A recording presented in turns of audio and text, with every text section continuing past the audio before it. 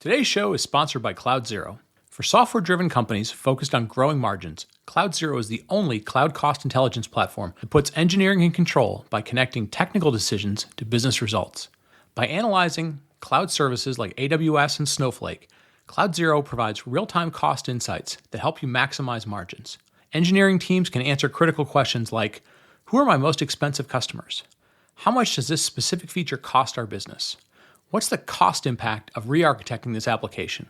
With cost anomaly alerts via Slack, product-specific data views, and granular engineering context that makes it easy to investigate any cost, CloudZero is your complete cloud cost intelligence platform, connecting the dots between high-level trends and individual line items. Join companies like Drift, Rapid7, and SeatGeek by visiting cloudzero.com/cloudcast to get started today. That's cloudzero.com/cloudcast. Cloudcast Media presents from the massive studios in Raleigh, North Carolina. This is the Cloudcast with Aaron Delp and Brian Gracely, bringing you the best of cloud computing from around the world. Good morning, good evening, wherever you are, and welcome back to the Cloudcast. We are coming to you live from the massive Cloudcast studios here in Raleigh, North Carolina. Hope everybody is doing well. This show will be going out on May 9th, actually International Mother's Day. And so I thought, probably the most important person in most of your lives got you started. And, it's important that, in general, call your mom every day or call your mom whenever you get a chance. Hopefully, for those of you listening, your mom's still around, your mom's still part of your life. And if not, find a friend, find a neighbor, somebody else whose mom somebody else whose mom was part of your life. So I thought what we'd do today is folks are listening on Sunday, I don't want this one to be too long because I want you to have a chance to spend some time with your moms, whether that's your wife, whether that's your mom, whether that's just somebody in your life who was a mom who was influential. But I thought I would kind of tie it together with some lessons I've learned from my mom and how it sort of impacted what I do day to day in my tech career and just some general sort of lessons and things like that. So with that, we're going to use today's Sunday conversation as sort of a perspective on sort of the intersection of moms, the influence of our moms, and some things we can take, lessons we can learn from mom. We've done some lessons learned from technology, but lessons learned from mom that can help us in our day-to-day jobs and our tech career and sort of working with those people that involve technology. So we're going to get to that right after the break. Today's show is sponsored by Linode. Simplify your infrastructure and cut your cloud bills in half with Linode's Linux virtual machines. Develop, deploy, and scale your modern applications faster and easier. Whether you're developing a personal project or managing larger workloads, you deserve simple, affordable, and accessible cloud computing solutions. Get started on Linode today with a $100 credit, especially for listeners of the Cloudcast. You can find all the details at linode.com/cloudcast. Linode has data centers around the world with the same simple and consistent pricing regardless of location. Simply choose the data center nearest you. You'll also receive 24/7/365 human support with no tiers or handoffs regardless of your plan size. You can choose shared and dedicated compute instances, or you can use your $100 credit on S3 compatible object storage, managed Kubernetes, and more. If it runs on Linux, it runs on Linode. Once again, linode.com/cloudcast and click on the Create Free Account button to get started. Today's show is sponsored by Okta, the leading independent identity solution. Okta provides best-in-class authorization so your customers and workforce can safely access what they need most right when they need it from anywhere. Organizations around the world trust Okta's Identity Cloud to sign in, authorize, and manage users, whether it's employees, contractors, partners, or customers. And with Okta's developer tools, you'll never have to build authentication again. Our customizable code blocks are flexible and future-proof with easy-to-use APIs and SDKs, so you can do less coding and more shipping. Okta is dedicated to building the most reliable, neutral identity platform because it means protecting more than a login. Identity is protecting people, their ideas, their work, their brilliance. It's protecting your future with confidence. Learn more at okta.com. That's OKTA.com.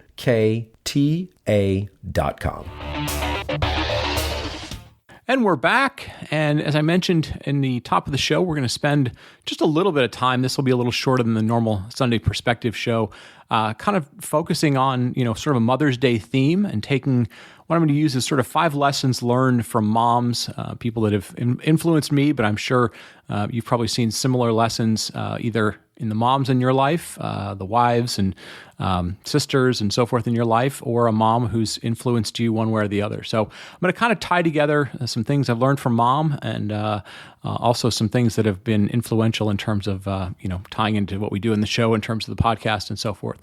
So the first one I'm going to start off with is what I'm going to say, moms want to get you started on the right path.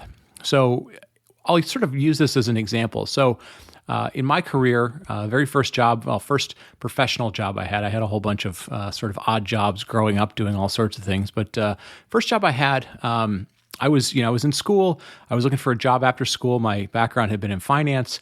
And my mom was in the tech industry in probably the least tech way possible. So my mom didn't go to college or went to college for a very short amount of time, was essentially a secretary, and through some means or another in the Detroit area, ended up in what became technology companies. So companies that, did telephone systems. One company ended up, I think, getting acquired by IBM.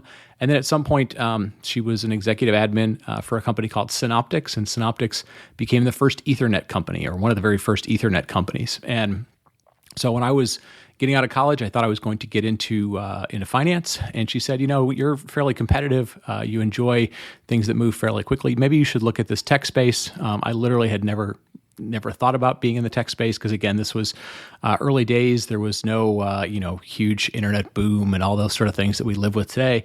She said, but, maybe take a look at it. And, coming from the position she had no sort of influence on anything, but she did say, hey, our company sells a lot of stuff for technology. I don't really know what they do, but I know they sell a lot of technology stuff.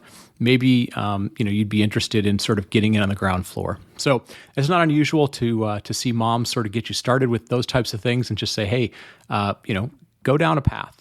And, I use this example because it come back to something that came up for something that I dealt with just recently. I had one of my bosses, one of my managers. He said, "Hey, I'd like you to, consider taking on a project." And I pushed back and I fought against it and sort of said, "Hey, I don't know if this makes sense and why are we doing this and am I the right person?" And they just said, "Look, just maybe consider going down that path." And so, having sort of done that once in my career, sort of getting started with mom, introducing me to somebody in what turned out to be sort of a terrible job in a weird office, but it got me into the tech industry. Sometimes it's good to sort of listen to those folks who give you that advice of, hey, I've been down the path before. I've had some experience. Maybe it's good to sort of get started down that path and see, where your ambitions lie, where the opportunities lie, and so forth. So it's not unusual to see moms sort of want to get you started down a path, and oftentimes, they don't necessarily know what the end of it is, but they sort of know, hey, that path looks like something that could be possible to be interesting. And I think you'll see that from leaders that you work with, sometimes seeing some potential in you and sort of guiding you down a path that you may not know where it goes, but may have some potential if you really apply yourself.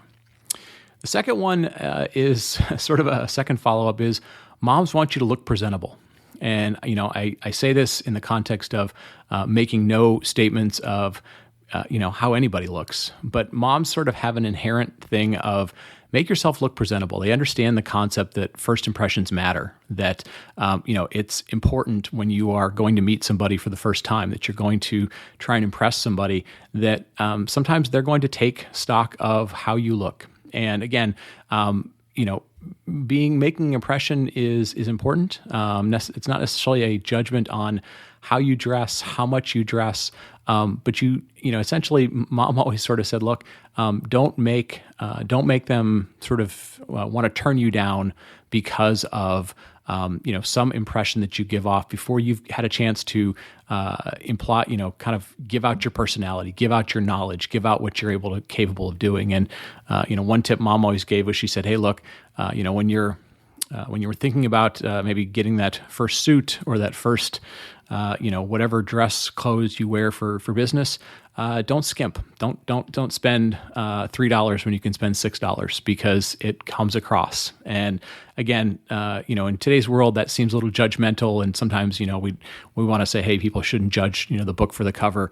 But moms sort of know these things, and they understand that that first impression is difficult. And obviously, from a female perspective, they've probably lived through some situations in which they may have gotten judged as the book by the cover. So thank you to Mom for sort of always reminding me that hey, it's not necessarily that you look great, but look presentable. Don't make that a burden that knocks down the sort of first impression that somebody makes on you. Third thing I've got on my list is something that I've used over and over again. Mom will come over for dinner, or Mom will, I'll talk to her on the phone, or whenever, and she'll say, "Hey, what are you doing? What are you working on?" And I found this sort of little trick that I have, which is, can I explain what I'm doing to my mom? And I don't mean that in the context of like, hey, I have to justify to her what I'm doing, but it has become sort of an interesting little thing of, if I can explain something to my mom, who is, has sort of, like I said, sort of been around the technology industry, but is by no means technical. She still calls me to fix password problems and basic Wi-Fi things and all that. So she's by no means technical, but it is sort of an interesting exercise to figure out if what you're working on, you can simplify down to something that you can have in a conversation with somebody who doesn't live and breathe this stuff every day. And I pass this along as something that you're going to run into. You're going to run into this with a client, with a customer, with a colleague, with somebody else that doesn't work in your group. You really should be able to simplify what you do and break it down for somebody who doesn't necessarily live in the industry. Like, why is what you're doing important? How much does what you're working on cost? What's the impact of what you're doing?